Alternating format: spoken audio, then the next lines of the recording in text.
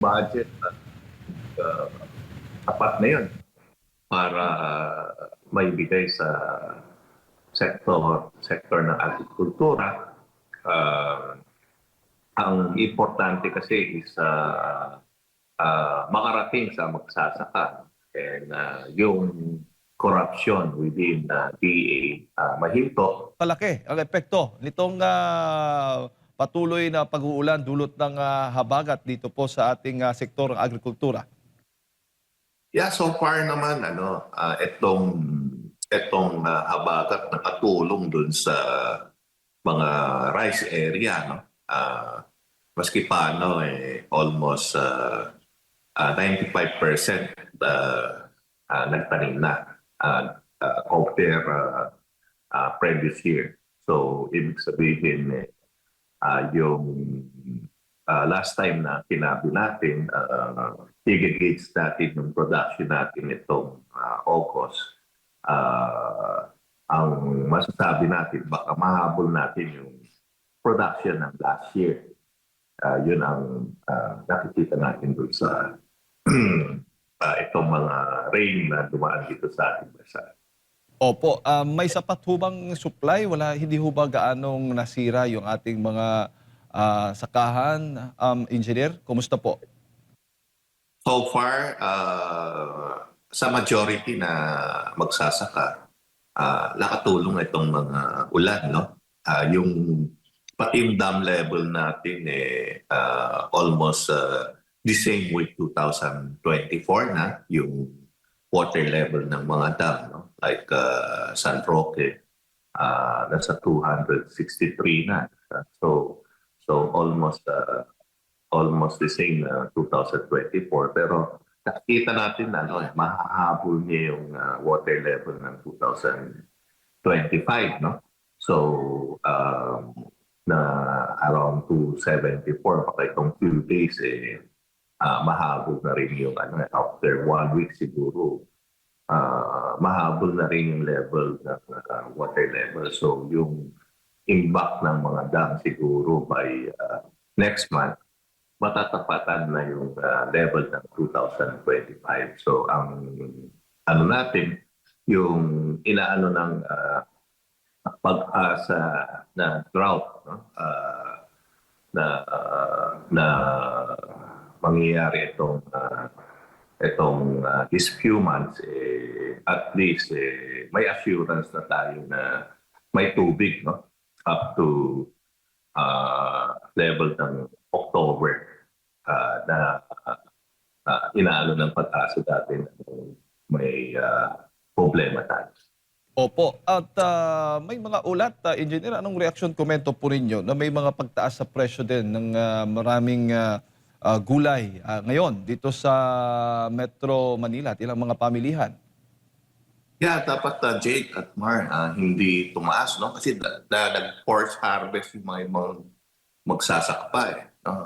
And kung makita natin yung farm gate price ng cabbage, nasa nasa 6 pesos. So bumaba pa yung presyo, no? Dahil yung hindi pa makaka-harvest, nag-harvest na. So yung mga presyo ng gulay, hindi natin nakita na umakyat na itong panahon na ito.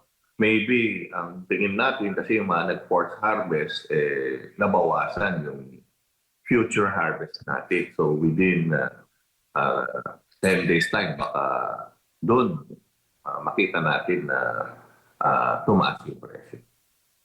Opo, namo-monitor ho ba ninyo? Kasi may mga presyo akong nakikita pero hindi ko matiyak. Ang carrots na from 75 umaabot ng 120 pesos per kilo. At saka yung patatas from 110 umaabot ng 150 pesos.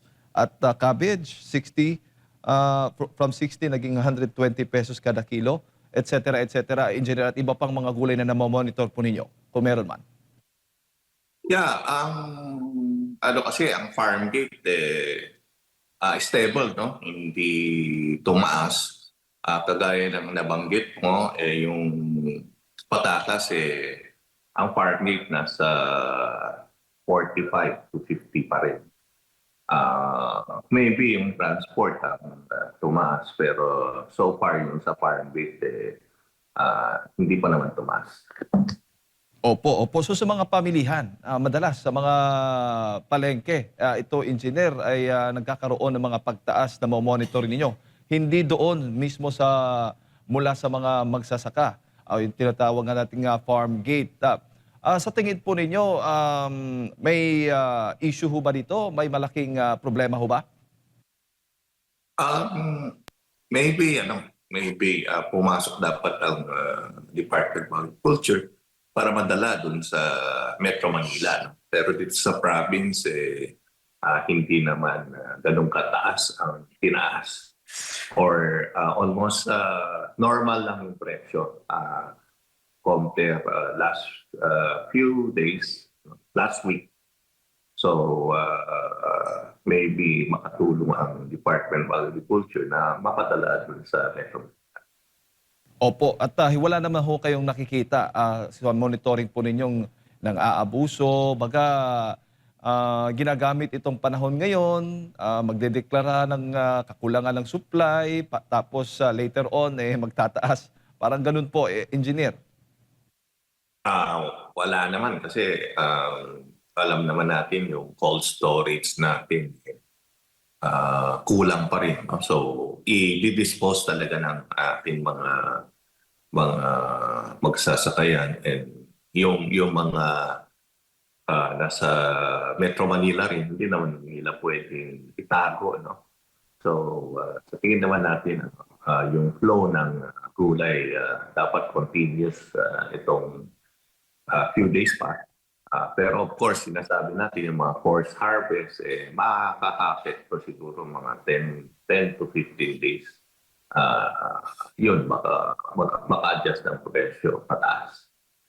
Opo, opo. Bago ko lang ipasa kay partner Admar, tulad nga ng sabi po ninyo, kung sa probinsya hindi po ganoon kalaki yung problema pagdating sa presyo, wala namang ganoon pagtaas, dito lamang sa Metro Manila yung namomonitor. Sa tingin po ninyo, engineer, dahil siguro sobrang patong din ng mga biyahero mula sa upland area siguro, ganon engineer, at masama pa yung panahon, kaya nagkakaroon ng pagtaas, no, ng presyo po ng gulay po dito sa ilang pamilihan sa Metro Manila. Yeah, yung road kasi natin na affected, no? Yung open lang is Marcos Highway. So yung Tenon Road sarado pa, and yung mga ibang road na papunta siguro naka-affect din dun sa delivery. No? Pero yung Somotal, yung stocks naman, wala tayong nakikita ng problema. Engineer, magandang umaga. Si Admar po ito. Dito po tayo sa usapin naman po ng budget for agriculture. Naipasa na po ng ehekutibo sa Kongreso, sa dalawang kapulungan, yung proposed 7.2 trillion pesos na budget, no, ng ehekutibo. At lumalabas na pinakamatas pa rin dito, sinasabi naman ng konstitusyon yan, ito pong Department of Education, 976 billion, sinusundan po o pumapangalawa yung Department of Public Works, no, na nasa 644 billion pesos. Kapansin-pansin, sa agriculture ay nasa 261 billion pesos, parang nasa top 7 nata ito na pinaka-priority. Ano po masasabi niyo po dito, engineer, sa ganito pong pagbabudget? So 261 po billion pesos ang budget for next year. Yeah, yung budget tapat na yun para maibigay sa sector ng agrikultura. Ang importante kasi is makarating sa magsasaka, and yung corruption within DA mahinto. Up to now kasi yung pagbili ng pataba ng Department of Agriculture mas mataas pa sa outlet. Ibig sabihin yung mga retailer na nagbebenta ng pataba, mas mababa pa yung presyo kaysa procurement ng regional ng Department of Agriculture. Like yung 2500 na dinidistribute ngayon, ang presyo lang sa outlet na sa 1,300 pero yung presyo na procurement nila sa 1,650. So, malayo dun sa actual price ng retail. Ito ay dapat mapansin ng Kongreso at Senado para makorek mga itong nangyayari. Opo, so sa tingin niyo po, sasapat na itong pera na ito basta less corruption lang po at talagang ma-implement ng tama? Yes, so on time and less corruption, pwede nang pwede. Pero sa tingin niyo po itong budget na ito halos magkapareho lang din last year? Yeah, almost same. Ang importante talaga, Maris, kaya sinasabi ng mga kasama natin sa magsasaka, instead of goods na ibigay sa kanila, has na lang. Para at least sila nang pumili ang kailangan nilang bigyan.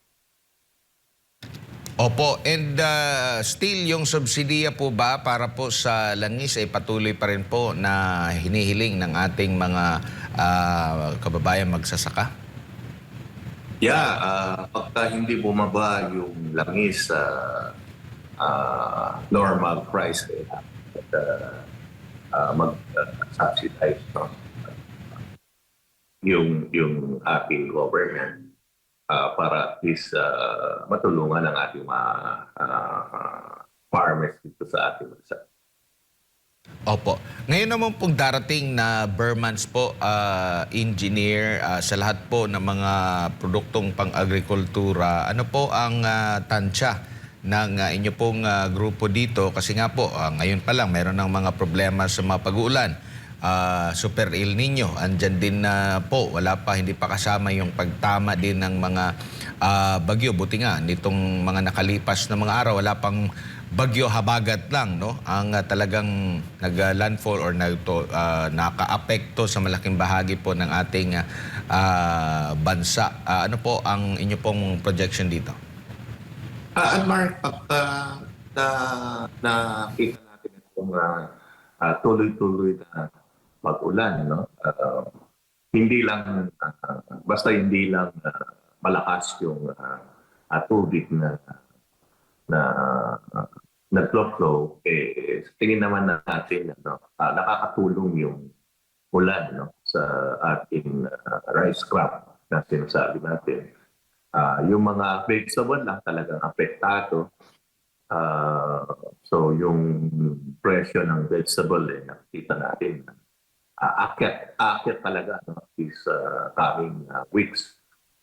Pero sa rice area nakita naman natin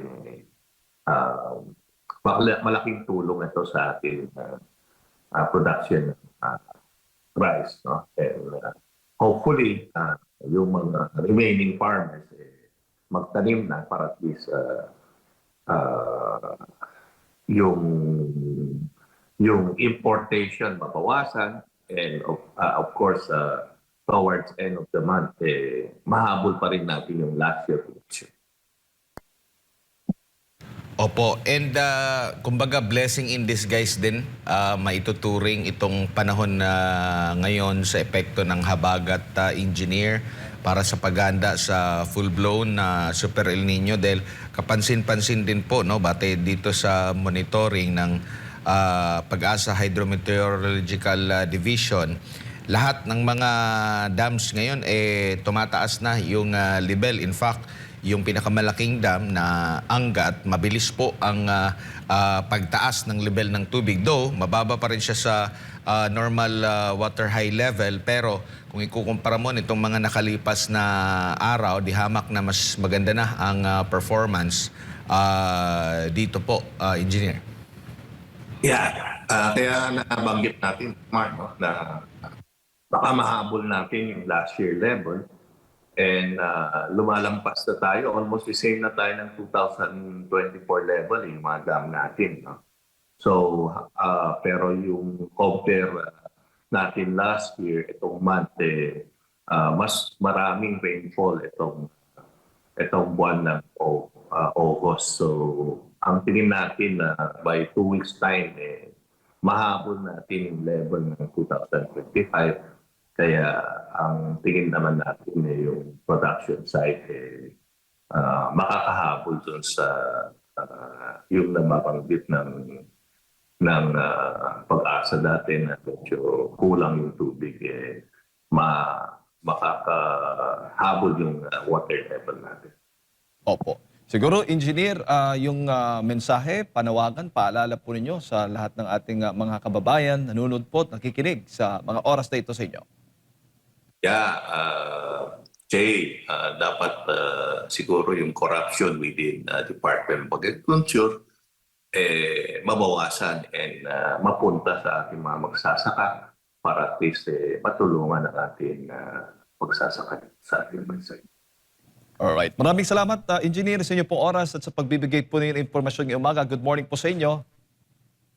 Morning, maraming salamat. Ayun po mga kababayan, si Engineer Jose Doso, ang presidente po ng SINAG, ang ating nakasama na pakinggan po ngayong umaga.